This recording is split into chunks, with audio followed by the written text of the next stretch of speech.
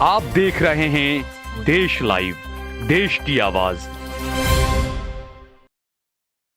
अस्सलाम वालेकुम, आदाब, नमस्कार, सत श्री अकाल। देश लाइव में आपका स्वागत है। मैं हूं साहल कुरैशी। दोस्तों, बाबरी मस्जिद की जगह पर राम मंदिर बनकर तैयार हो चुका है और राम मंदिर बनने का दावा मैं नहीं कर रहा हूं। बीजेपी के राष्ट्रीय अध्यक्ष जो रह चुके हैं और जो मौजूदा देश के गृह मंत्री हैं अमित शाह, उन्होंने जो कहा कि 22 जनवरी को राम मंदिर का उद्घाटन किया जाएगा, राम मंदिर जो है वो जनता के लिए खोल दिया जाएगा। पूरी तैयारियां हो चुकी है 22 जनवरी को लेकर। बताया जा रहा है कि बीजेपी खुद बड़े पैमाने पर इसका जश्न मनाने वाली है। लेकिन इसी बीच कांग्रेस पार्टी 2024 का चुनाव हारने की तैयारियों में लगी हुई है। जी हां, मैं बोल रहा हूं हारने की तैयारियों में, जीतने की बात नहीं कर रहा हूं मैं, हारने की तैयारियों में लगी हुई है। ऐसा जो मैं बोल रहा हूं उसकी दो वजहें हैं। एक वजह है दिल्ली की कांग्रेस पार्टी का एक ट्वीट और दूसरी वजह है कांग्रेस पार्टी के ही नेता राजीव शुक्ला के चैनल न्यूज 24 की राम मंदिर और जमीयत उलमाए हिंद के अध्यक्ष मौलाना अरशद मदनी को लेकर चलाई गई एक फेक न्यूज की। ये दो खबरें मैं आपको बता रहा हूं आज। पहली खबर, जमीयत उलमाए हिंद का एक कार्यक्रम कहीं पर हो रहा था। जमीयत उलमाए हिंद के अध्यक्ष अरशद मदनी साहब से पत्रकारों ने कुछ सवाल पूछे राम मंदिर को लेकर, बाबरी मस्जिद को लेकर। ये पत्रकार भी बड़े अजीब हैं, ये सवाल जहां करने चाहिए वहां नहीं करते हैं, दूसरी जगहों पर सवाल करते हैं। बहरहाल अरशद मदनी साहब को सवाल पूछा, अरशद मदनी साहब ने कुछ जवाब दिए। लेकिन हैरानी की बात तो यह है कि न्यूज 24 ने इस खबर को पूरा उल्टा करके दिखाया। न्यूज 24 ने अपने फेसबुक पर इस वीडियो को ट्वीट किया और यह लिखा कि अरशद मदनी ने खुद ने मान लिया है कि बाबरी मस्जिद जो है वो मंदिर को तोड़कर बनाई गई थी। हालांकि पूरा वीडियो जब सुना गया तो इस वीडियो में कहीं पर भी अरशद मदनी साहब ने यह नहीं कहा है कि बाबरी मस्जिद जो है वो राम मंदिर को तोड़कर बनाई गई थी। आप हमारी स्क्रीन पर देख रहे हैं, इसमें न्यूज 24 का फेसबुक पोस्ट जो है वो इसका स्क्रीनशॉट लगाया है हमने। उसमें लिखा गया है कि मौलाना अरशद मदनी ने कहा कि राम मंदिर तोड़कर बनाई गई थी बाबरी मस्जिद, सुप्रीम कोर्ट ने सही फैसला दिया है। यह दावा जो है वो न्यूज 24 ने किया है। न्यूज 24 जो है वो कांग्रेस के वरिष्ठ नेता राजीव शुक्ला का चैनल है, यह कहा जाता है। और उनकी जो पत्नी है अनुराधा, वही उस चैनल की हेड है। अब जब इस वीडियो को हमने सुना तो इस वीडियो में अरशद मदनी साहब बोल रहे हैं, पत्रकार से वो पूछ रहे हैं कि आपको पता है राम मंदिर बाबरी मस्जिद का झगड़ा क्या था, हम लोग कोर्ट क्यों गए थे? उन्होंने कहा कि जमीयत उलमाए हिंद कोर्ट इसलिए गई थी कि बाबरी मस्जिद जो है वो राम मंदिर को तोड़कर नहीं बनाई गई थी, यह झगड़ा था। जो हिंदू पक्ष ने कहा कि बाबरी मस्जिद राम मंदिर को तोड़कर बनाई गई थी, हम उसके खिलाफ कोर्ट में गए थे। और उसके बाद वो पत्रकारों से कहते हैं कि आप खुद अदालत का फैसला देखिए, हम अदालत में जीत चुके हैं कि बाबर पर जो इल्जाम लगा था कि बाबर ने राम मंदिर को तोड़कर बाबरी मस्जिद बनाई, सुप्रीम कोर्ट ने खुद इस बात को इनकार कर दिया। सुप्रीम कोर्ट ने माना कि मंदिर को तोड़कर मस्जिद बनाई गई, ऐसे कोई सबूत नहीं है। साथ ही साथ बाद में अरशद मदनी ये भी कहते हुए पाए गए, उसमें यह कहते हुए सुने गए, वो कह रहे थे कि सुप्रीम कोर्ट ने साफ माना है कि जो मंदिर के तौर पर वहां पर जो मस्जिद के अंदर मूर्तियां रख दी गई थी वो गलत क्रिया थी, वो नहीं रखा जाना चाहिए था। ये तमाम चीजों को लेकर अरशद मदनी बोल रहे थे। सुप्रीम कोर्ट के फैसले पर जो तमाम चीजें वो बोल रहे थे, साथ ही उन्होंने एक बात और कही। उन्होंने ये कहा कि कहीं पर भी मंदिर को तोड़कर मस्जिद बनाई नहीं जा सकती है, पूरे इस्लाम का यह हिस्सा है। यह बातें अरशद मदनी साहब ने साफ कही है। इस वीडियो में साफ पता चल रहा है कि अरशद मदनी साहब क्या बोल रहे हैं। उसके बावजूद न्यूज 24 इस तरह की फेक न्यूज चलाता है, हेडलाइन लिखता है कि अरशद मदनी ने मान लिया कि बाबरी मस्जिद जो है वो राम मंदिर को तोड़कर बनाई गई थी और सुप्रीम कोर्ट ने फैसला भी सही दिया है। आप सोचिए, एक चैनल की तरफ से इतनी घटिया, इतना झूठ एक बड़े आलिम के लिए फैलाया जाना। आप अरशद मदनी साहब के इस पूरे वीडियो को पहले सुनिए दोस्तों। अरे भाई, जमीयत उलमा के बारे में यार सवाल करो, तुम तो लेके अयोध्या के बारे में सवाल। ना अयोध्या में जमीयत उलमा का दफ्तर है, ना कभी मैं गया हूँ अयोध्या, मुझसे क्या पूछते हो? अयोध्या के अंदर हम तो खुश हैं यार, हम तो ये समझते हैं कि हम 50 साल से लड़ रहे थे केस अयोध्या का, हमारा केस जानते हो क्या था? तुम्हें पता ही नहीं है। केस ये था कि अयोध्या की बाबरी मस्जिद राम जन्मभूमि के मंदिर को तोड़कर बनाई गई है। जानते हो ये? मैं केस लड़ता रहा हूँ, मेरे बड़े भाई लड़ते रहे। ये तकरीबन 70 साल ये केस लड़ा, करोड़ों रुपया हमने खर्च किया।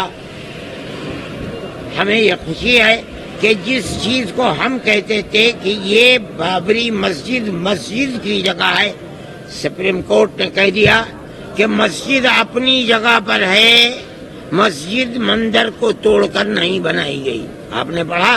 कहा नहीं कहा?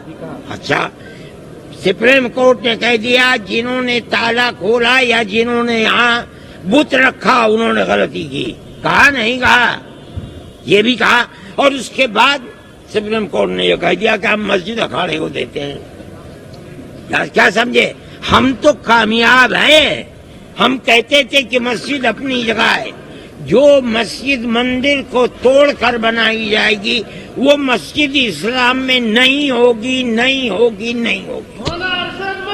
क्या समझते? मेरी बात समझे नहीं समझे? सिर्फ जो मैं कहता था सुप्रीम कोर्ट ने वही कहा कि मस्जिद अपनी जगह है, राम मंदिर को तोड़कर मस्जिद नहीं बनाएगी। मैं कहता हूँ मैं तो कामयाब हूँ। आस्था की बुनियाद के ऊपर उन्होंने दे दिया दूसरे को, ये उनका काम है। जो इल्जाम बाबर के ऊपर पड़ता था आज वो इल्जाम मौजूदा लोगों के ऊपर पड़ रहा है कि मस्जिद को लेकर के उन्होंने मंदिर बना दिया। बाबर इस इल्जाम से बरी है। तुम्हारे अंदर हिम्मत है तो तुम मेरी इस बात की तरदीद करके दिखलाओ। तो सुना आपने दोस्तों, अरशद मदनी साहब ने साफ साफ बातें कही है कि अदालत ने मान लिया है कि बाबरी मस्जिद जो है वो राम मंदिर को तोड़कर नहीं बनाई गई थी। अदालत ने मान लिया है कि बाबर ने जो है वो राम मंदिर को नहीं तोड़ा था।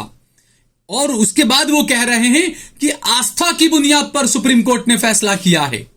लेकिन हैरानी की बात है कि कांग्रेस पार्टी के ये चैनल, पता नहीं कैसे, आप दूसरे चैनलों को तो कहेंगे कि गोदी मीडिया है, लेकिन ये कांग्रेस नेता का चैनल, क्या ये भी गोदी मीडिया बन चुका है? या क्या राजीव शुक्ला जो हैं वो बीजेपी में जाने की तैयारी कर चुके हैं?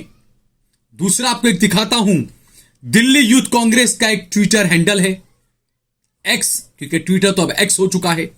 तो एक्स पर जो है वो एक ट्वीट किया गया है जिसमें पूर्व पीएम राजीव गांधी को हीरो की तरह बताते हुए यह लिखा गया है, ये जननायक हैं जिन्होंने राम मंदिर का ताला खुलवाया और मंदिर का शिलान्यास करवाया था।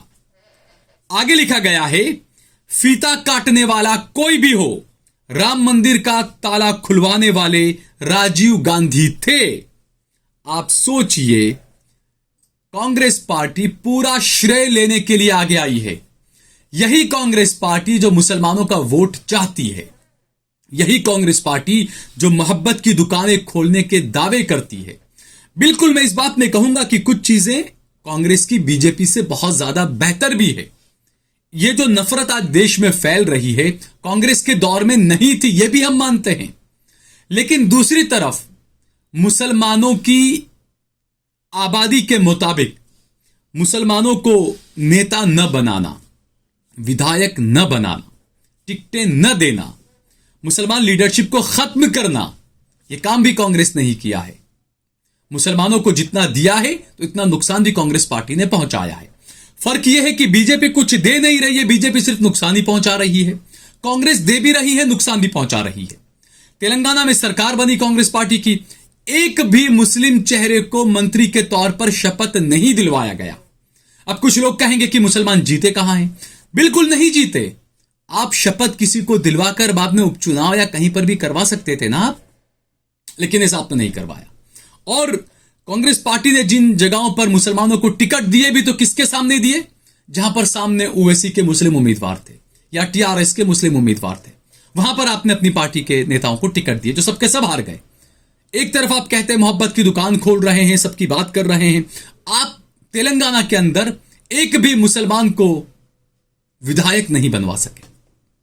तो यह आपकी करनी और कथनी में जो अंतर है, आवाज उठाना पड़ेगा। आप मुझे चाहे कांग्रेस विरोधी कहें, आप मुझे चाहे ओवैसी परस्त कहें, आप मुझे चाहे बीजेपी विरोधी कहें या बीजेपी वाला कहें, पत्रकार का काम होता है कि वो सत्ता के खिलाफ हमेशा बैठा रहे और जो विपक्ष होता है उसको मजबूत करने का काम भी पत्रकारों का होता है। अब हम मोदी की गलत नीतियों का विरोध करते हैं, प्रधानमंत्री की गलत नीतियों का। तेलंगाना में चूंकि अब कांग्रेस की सरकार है तो बिल्कुल हम उस पर भी सवाल उठाएंगे अगर वो कुछ गलत करेंगे तो वहां पर भी हमें विपक्ष का साथ देना पड़ेगा। ऐसा इसलिए नहीं कि ओवैसी है, राजस्थान में भी कुछ होता था। तो जब कन्हैयालाल की हत्या हुई और उसके बाद नासिर जुनैद की हत्या हुई तब मैंने अशोक गहलोत की नीति पर भी सवाल उठाया था। मैंने कहा था कि कन्हैया कुमार को आप 1 करोड़ रुपया देते हैं और जुनैद नासिर को आप 20-20 लाख रुपया देते हैं। कन्हैयालाल के वहां पर आप लोग पहुंच जाते हैं, जुनैद नासिर के घर पर आपके वहां से कोई नहीं पहुंचा। ये सवाल हमने हमेशा उठाए क्योंकि मैं बार बार कहता हूं अच्छा पत्रकार वही होता है जो विपक्ष के साथ में बैठे, जो सत्ता के सामने खड़ा होकर सवाल करे। अब वो सत्ता पक्ष में चाहे ओवैसी हो, चाहे राहुल गांधी हो, चाहे नरेंद्र मोदी हो, उससे पत्रकार को फर्क नहीं पड़ना चाहिए। तो ये जो चीजें हैं इसको लेकर आगे भी जो मैं बताऊंगा कि तेलंगाना में किस तरीके से क्या कुछ रहा मुसलमानों का, राजस्थान में किस तरीके से रहा मुसलमानों का, इसके अलावा मध्य प्रदेश वगैरह में जो चुनाव हुए मुसलमान वहां पर किस हालत में रहे, क्या कुछ नतीजे रहे, कितना नुकसान कांग्रेस पार्टी ने मुसलमानों को पहुंचाया और कितना नुकसान बीजेपी ने मुसलमानों को और हिंदुओं को पहुंचाया, इस पर भी मैं आगे अगली खबर में बताऊंगा आपको। अगर आपको ये वीडियो पसंद आया हो तो इस पर कमेंट करें, इसे ज्यादा से ज्यादा शेयर करें, इसे लाइक करें। अगर आपके जहन में, आपके दिल में, दिमाग में कोई भी सुझाव है तो आप जरूर हमें अपना सुझाव भेजें। हमने हमारा नंबर भी दिया हुआ है, हमारा ज्यादा से ज्यादा सहयोग भी करें।